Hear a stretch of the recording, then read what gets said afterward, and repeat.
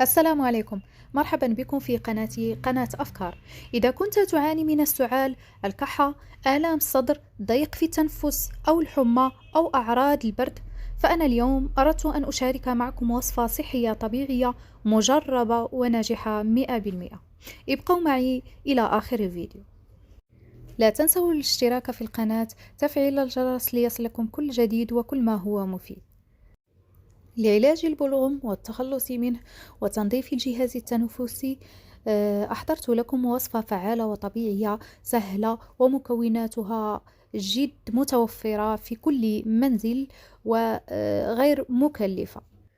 بالنسبة للوصفة سنحتاج فيها المكون الأساسي وهو اللفت أو الفجل. كما كنعرفوا فهذا المكون فسبحان الله كيحتوي على مواد مسخنة تعالج كل ما يتعلق بالبرد، فهو فعال للكحة سواء كانت الفارغة أو الممتلئة، صالح أيضا للكبار الصغار، يعني ما كيكونش مشكل.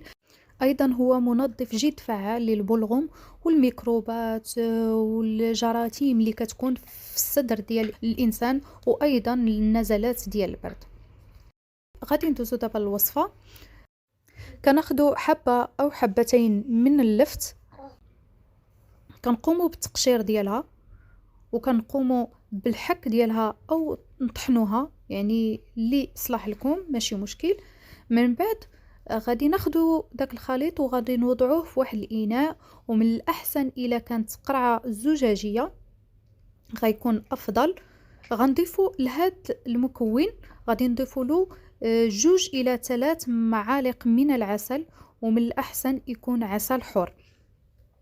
وإلا ما توفرش عندنا العسل الحر فممكن تستعملوا السكر الخشن أو القطع على شكل السكر اللي هو على شكل قطع، فأي حاجة استعملتوها ماشي مشكل.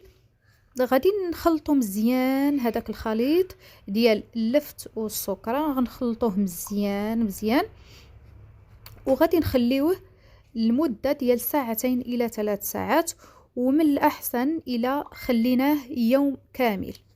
من بعد ما كتفوت الليلة كاملة كنفتحو على الخليط ديالنا، واللي كنلاحظو هو أنها كتكون عندنا واحد العصارة أو واحد الماء. هذاك الماء على شكل سيرو، فهذاك هو المكون الطبيعي اللي احنا محتاجينه للبرد. كناخدو منه ملعقة قبل كل وجبة، وممكن تعطيوه يعني حتى الوليدات الصغار، فهو جد جد جد مفيد. واللي قدر انه يستعمل يعني يداوم هاد الوصفة ل3 أيام إلى أسبوع فغيكون أفضل. فهي وصفة جد جد جد فعالة للكحة والصغار والكبار، شفانا الله وإياكم.